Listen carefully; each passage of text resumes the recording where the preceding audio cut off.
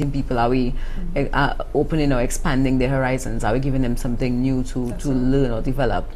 The focus seems to be on giving people what they want. That seems to be what people focus on. That's what they want, so we give them what they want. Not develop them, give them something new, something they may not want, but that they may find that they like when they get used to it. Give them what they want. Now, I already spoke about the barriers to entry, which for all intents and purposes right now are non-existent. Right now, if you have $2,500, about that you can open a radio station, or $10,000 you open a TV station, and there is no real policy position from the government, from a governmental standpoint, to say, okay, well, we have enough of this genre, you know, so we're not accepting any more in that area. So if you focus on a different, if you specialize, then probably we'll consider it. The framework is not even in place as far as the government for broadcasting. You know, and right now we're speaking specifically for radio and television. Do these barriers to entry become necessary when you see that there is this proliferation? And as you said, the content is pretty much the same. A lot of it, you said 50%, I dare say much more than 50%. I was trying to be generous, is foreign content, apart from the news, which would come on, for the most part, 3 times a day. That's right. At most. That's 3 times a day for any one television or radio station. The content is foreign. And we're talking about television. Radio is a bit different. Right. No, so you use the word barriers to entry, which I prefer not to, because it almost sounds like censorship. But yes, I think that obviously the government has to articulate at some point what is its position on media policy, broadcasting. What is it that it wants to establish as a standard? Yes, what are the content? And I hope the Media Association engages the government at some point at that level. The danger, though, is that you don't want a situation where you're saying to prospective media owners or people who want to start that we want to stifle your speech in any way. Yes, we don't want that specter of strangling press freedom or media freedom, freedom of speech, and that sort of stuff. So the government has to be careful when it's doing its policy. Maybe it already has one, I don't know, and I think that needs to be ascertained. Whether, we're trying to approach media and the offering of media in a developmental way, and because we're going in a developmental way, then we require certain things. So if we have enough entertainment, we feel for the good of our people, that's enough. And so we would like other types of programming that will develop the national psyche, identity, character, all these terms that we use that's really talking about a people beginning to know itself and decide what it wants for itself. So the government has to first take a philosophical position. And of course, from that position, policy comes out of it. So I want to shy away from barriers to entry and more, the government is for the people, by the people. So I think the government does have a right to say, we want a media environment or landscape that promotes the development of our people in all different sorts of ways.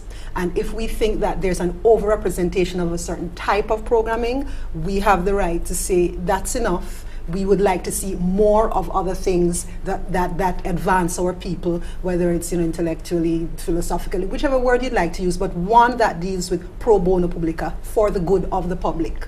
So that is where I would come from. And that's a touchy issue, but I think one that can be discussed, and they should have public consultations on it. I don't know if the government has a communication policy. I suspect that they don't. But that is where you have to start. The Media Association, I think, can be a critical agent in that.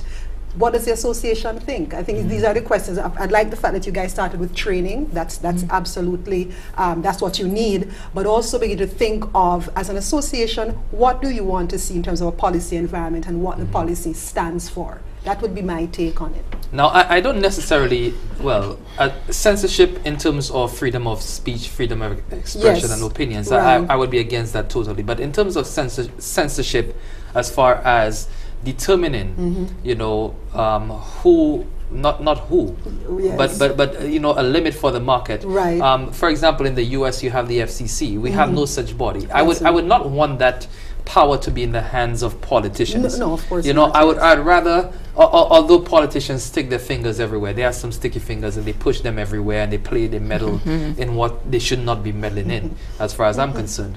But setting up a regulatory framework whereby you have this independent body that can oversee media in general, you know, from an objective standpoint. So you have a set criteria and you go through the criteria and say, okay, if you meet those criteria, then you qualify. But then to say, okay, if you have $2,500 and probably some friend or connection, then you can get the threshold is low, but we have to be careful because media deals with speech and thought, and so that's why you have to tread carefully. Very much so. And I'm sure Maria, you can come in there because there has been discussion with the new information minister and also the prime minister on some of those issues as well. And you're right, there is no set policy at present, as far as we know. But if we recall in the past, there were steps taken. There was mention of the possibility or the fact that we do seem to need some kind of control. And when that was mentioned, people took it immediately as censorship, and that there was an immediate backlash. People started protesting. Oh my goodness! You know, how could you tell the media what to air? You know, certain people like to see certain things, etc., etc., etc. I remember John Robert Lee at the time was in the middle of all of that, and that just kind of died because you cannot censor media in St. Lucia. Who gives you the right to censor? And then they brought in the whole idea of politicians being involved, and there being certain persons would have fallen victims to it without it even having happened, just at the mention of it. So of course, being that politicians are so heavily involved in making policy, we know that the votes are paramount and trying to secure votes are paramount. So that immediately makes them take a step back. You don't want to be accused of censoring the media. If people want that, then they're going to express through their for actually fraternizing it that they want it or they disapprove of it. So you leave it up to the public to decide what they want. You leave it up to the advertisers to decide what is acceptable, and the government, and there's no policy or anything else to regulate it. Now the association, from the association point of view, that has been a concern because again, looking at professionalism, looking at not just professionalism of media people and the quality of work that goes out, but the opportunities for media people themselves to earn a good living, that is impacted. If you have 20 media houses and the money is spread so thinly, you know, what do people earn? Is it worth their while? You can't even taste the butter on the bread, huh? Yeah. By the time you go to your degree, it's like, you know, they can't afford to pay for you to pay your student loan.